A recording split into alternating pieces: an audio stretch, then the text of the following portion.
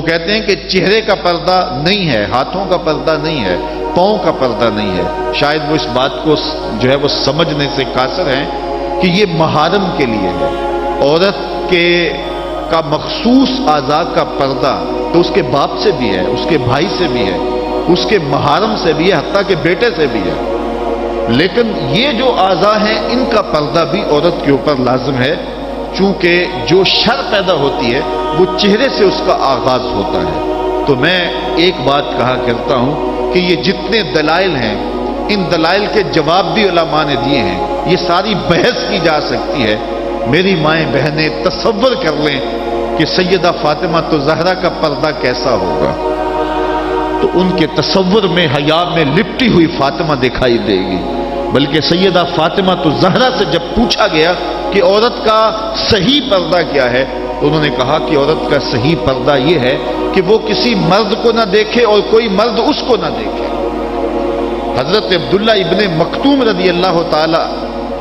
عنہ کے سامنے ازواج مطہرات نے پردہ نہیں کیا تو وہ آنکھوں سے نابینے تھے، تو حضور نے اس پر انہیں تنبیہ کی کہ تم نے پردہ کیوں نہیں کیا؟ تو انہوں نے کہا حضور وہ تو نابینا ہے۔ تو فرمایا کہ تم نابینا تو نہیں ہو۔ تو پردہ مرد سے بھی ہے، جہاں فتنے کا امکان بھی ہو، شریعت نے وہ راستہ ہی مسدود کر دیا ہے تاکہ کل کوئی فتنہ کھڑا نہ ہو جائے۔ تو میں سادی سی بات یہ کرتا ہوں کہ پردے کے حوالے سے دلائل کی دنیا بھی ایک بہت بڑی دنیا ہے، لیکن میری مائیں اور بہنیں یہ تصور کریں کہ سیدہ فاطمہ تو زہرا کا پردہ کیا ہوگا، تو یہ تصور کرنے سے ہی طبیعت میں حیا پیدا ہونا شروع ہو جائے گا، اور سیدہ کا پردہ اور ان کی عصمت اور ان کی آبرو کا انداز سمجھ میں آ جائے گا۔ حضرت اسماء بنت امیس رضی اللہ تعالیٰ عنہ فرماتی ہیں کہ میں سیدہ فاطمہ تو زہرا کے پاس بیٹھا کرتی تھی اور انہیں سب سے زیادہ فکر اس بات کی تھی کہ زندگی میں تو عورت اپنے پردے کی حفاظت کر لیتی ہے، لیکن مرنے کے بعد جب پٹڑے پہ چارپائی پہ اسے ڈالا جاتا ہے تو اس کا جسم جو ہے وہ جنبش کرتا ہے اور وہ مختار نہیں ہوتی ہے، تو اعضاء دکھائی بھی دیتے ہیں، اعضاء کی حیت بھی سمجھ میں آتی ہے،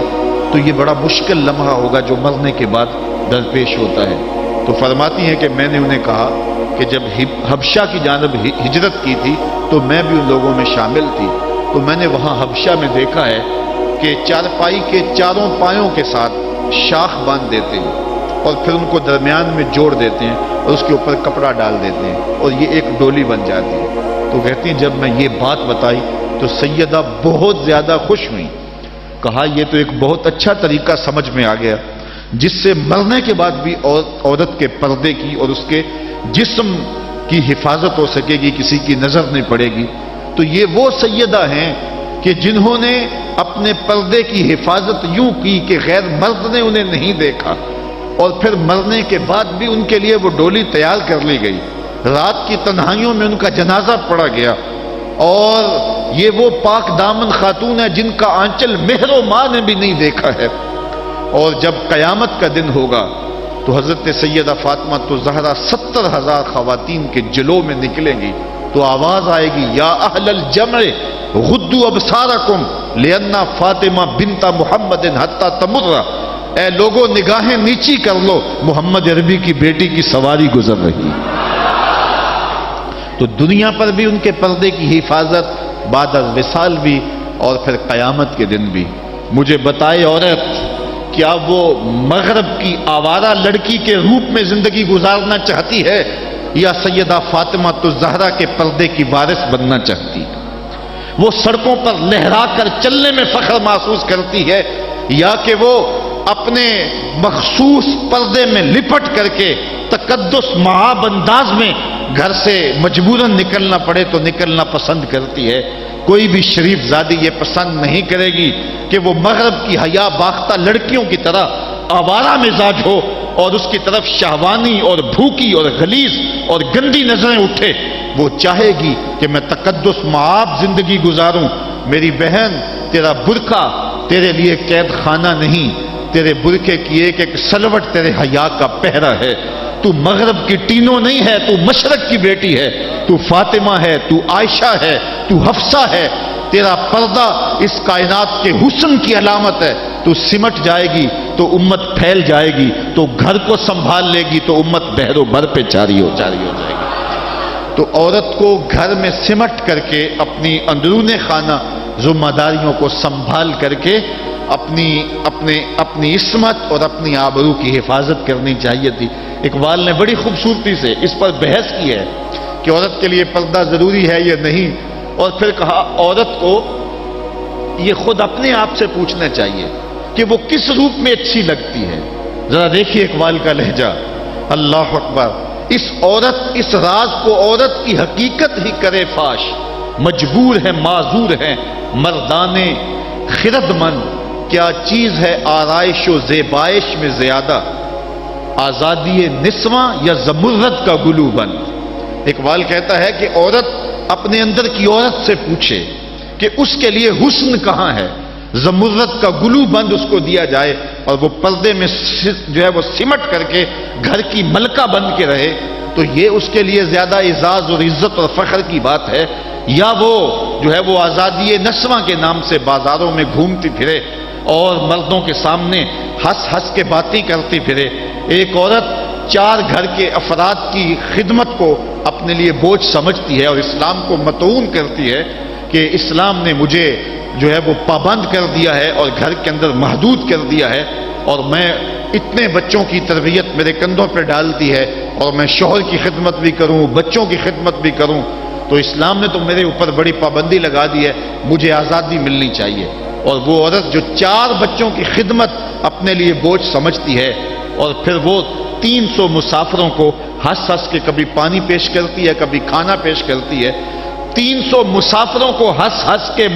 مسکرا کے لہک لہک کے پانی پیش کرنا اور کھانا دینا، اور مختلف ذہنیتوں اور گندی سوچوں کے حاملین لوگ بھی اس طبقے میں موجود ہوتے ہیں، اور ان کی شہوانی نظروں کا شکار ہونا، کیا عورت کے لیے یہ عزت ہے؟ یا عورت کے لیے یہ عزت ہے کہ گھر کی 4 دیواری میں سمٹ جائے اور تقدس ماحول کے اندر اپنے بچوں کی تربیت کرے؟ عورت کو جتنی ذمہ داریاں دی گئی ہیں وہ صرف ان کو سنبھال لے اور ان کے سنبھالنے کا حق ادا کر دے تو وہ ایک اچھے معاشرے کی تشکیل کی ضمانت بن جاتی ہے۔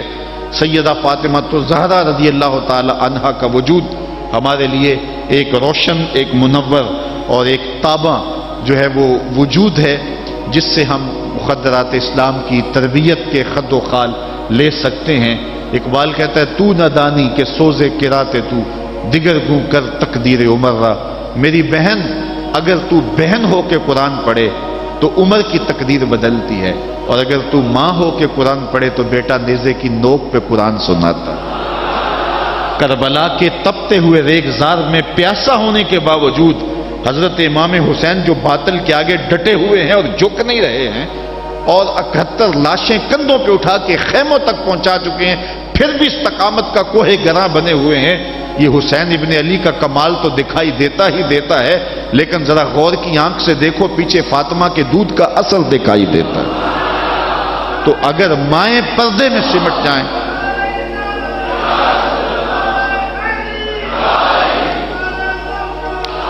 تو یہ حضرت امام حسین کی صورت کے اندر امت کو جو خوبصورت تحفہ دیا، بلکہ یہاں اقبال تو بے خود ہو گیا نا،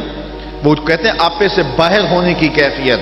کہ عقیدت کا رنگ ایسا چڑھا کہ بس جذبات سے مغلوب ہوا۔ اقبال کہتا ہے کہ وہ کہتا ہے کہ رشتہ آئین حق زنجیر پاس فرمانے جناب مصطفیٰ، ورنہ گردے تربتش گردید میں سجدہ برخا کے او پاشید میں۔ اے فاطمہ جو کام تو نے کیا،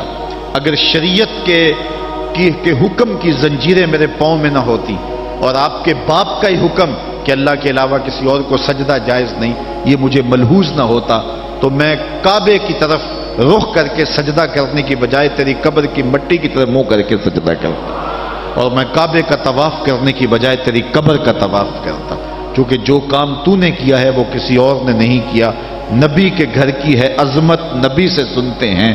علی کے گھر کی ہے عزت علی سے سنتے ہیں، وہ جس نے معزز کیا گھرانے کو، حسین پال کے جس نے دیا زمانے کو۔ تو یہ تھا حضرت سیدہ فاطمہ الزہرا رضی اللہ تعالی عنہا کا کردار۔ آج کی عورت سیدہ کے کردار کو اپنے لیے نمونہ حیات بنا کے اپنی زندگی کی راہیں متعین کر دے. اگر پندے سے درویش پذیری ہزار امت بمیرت تو نہ میری بطول باش و پنہا شو ازیں اثر کہ در آغوش شبیر بگیری. اگر فقیر کی ایک بات تو مان لے ہزار امت مر جائے گی. اقبال کہتا امت مسلمہ تجھے زوال نہیں آ سکتا. اور وہ کیا ہے؟ بطول بن جا اور زمانے کی نگاہوں سے پوشیدہ ہو جا، پھر تیری گود میں بھی حسین کے جانشین جنم لیا کریں گے.